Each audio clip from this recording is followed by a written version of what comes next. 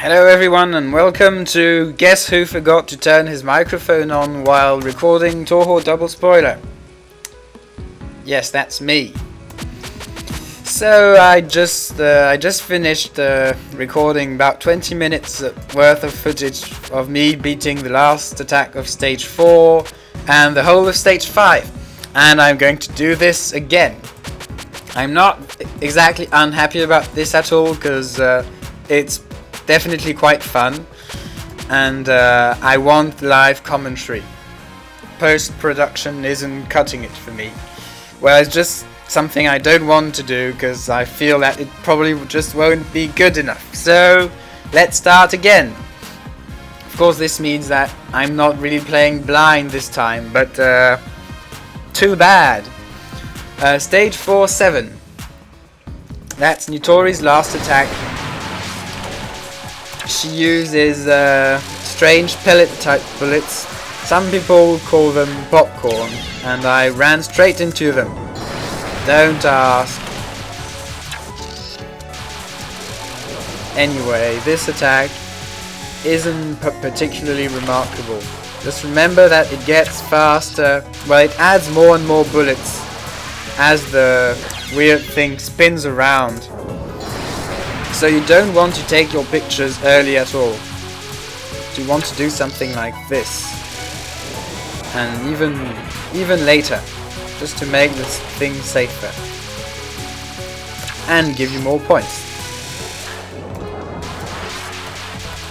Just don't get confused with your different movement speeds, and it will be fine.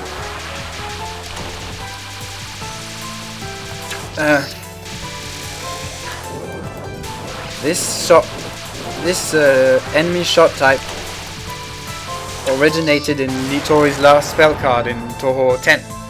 So this explains that we see them here. Right, so now we can finally start the famous stage, well, not famous at all, stage 5. We're going to face Toho 10 bosses 3 and 4. No, not Toho 10, Toho 12, UFO. 5-1 is, I think, the hardest attack of the lot. It took me like at least 6 minutes to beat it last time. So this time, hopefully, it won't be too long. Still a bad start. We're facing Ichirin.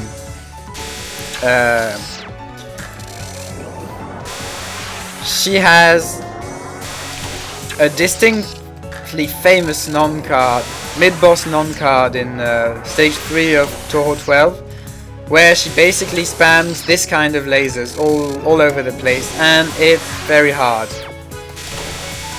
If I could give any advice, something I discovered while playing it earlier is try to use horizontal movement only, because the way the lasers cross, it makes it extremely confusing if you try to use vertical movement as well as horizontal. And when I realized that during the previous recording, I almost succeeded immediately. However, going straight into the lasers still isn't a particularly good idea, so avoid doing that. Anyway, this is pretty much the hardest attack of this stage, which fits with the fact that Ichirin's hardest attack was most likely her mid-boss non-spell. And yeah, good. At least I didn't waste 5 minutes on this time. Next scene. Captain Murasa. Stage 4 boss of Toho 12. This is based on her non-spell attacks, even though it actually plays quite differently from them.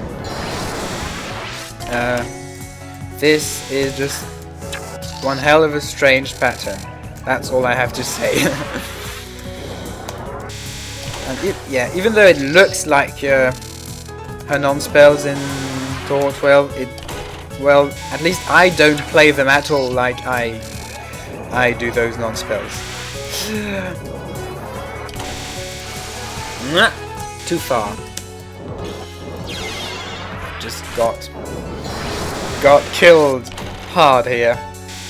No, well, it's quite annoying where there's an attack which has a clear save spot, and then there's another attack which goes straight into that save spot. Remind me of the final boss of Toho 10-12's first spell card, where some shots leave very small breathing spaces and other shots will go straight into them. Why the hell does she mix those annoying glowing bullets up? Don't spawn stuff on me! That's not funny! Not funny. Well, not for me at least. Yeah, what you really want to do is clear your way through the pink purple shots, because the blue ones don't look dangerous at all, really. If you do this like that, it's fine. Yeah, I've got my rhythm there. And final shot. Next scene. Get ready for some hot bro fist action. Like that. So Ichirin has a friend whose name goes by Unzan, who is basically an angry cloud. Unzan has the special ability to make fist shapes out of himself and use them to crush you. This makes for a different boss fight than the usual stuff in Toho 12 Stage 3, and a very fun one and hard in some ways. Here the fists are mainly aimed straight at you, so you can stream them like I'm doing. And I did something very wrong here. The thing about the bullet, the fist, which might seem obvious, but come on, but is actually important, is that they have huge hitboxes, and very often you'll think that you can dodge them, and actually you won't. So be wary about that. Come on, I'm still not charged there. So strategy here is to do some streaming, and if you want to, make the fist disappear by photographing. Magic photos, how we like it. Wrong! Wrong, wrong. I had less trouble in this area, I think. Charge. Rest 3.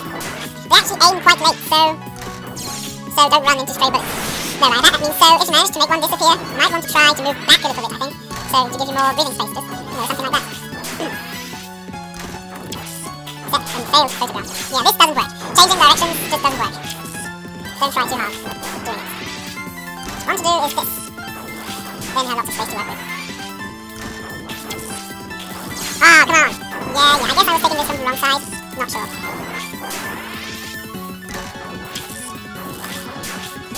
Anyway. This is starting to take quite a long... Ooh, interesting. Try to destroy 2 fists at the same time. Well, I'm happy to have discovered something interesting here. Might also boost your score significantly, I'm not sure. Let's try it again. I can't this time. Actually, it might have been possible. Anyway. Double! Nope, don't get double score for that. Yes, I have no idea why I'm spending so much time on this. This is actually easy. I'm making this look about 5 times as hard as it actually is. The answer to the fact that you have to stream lots of stuff is move as late as possible. See? But don't do it too late. I'm going to end up cutting some of this because it's getting way too freaking long. I was happy earlier because I managed to beat it fast. Whew, that was close. Okay, first twist. Simple, I tell you.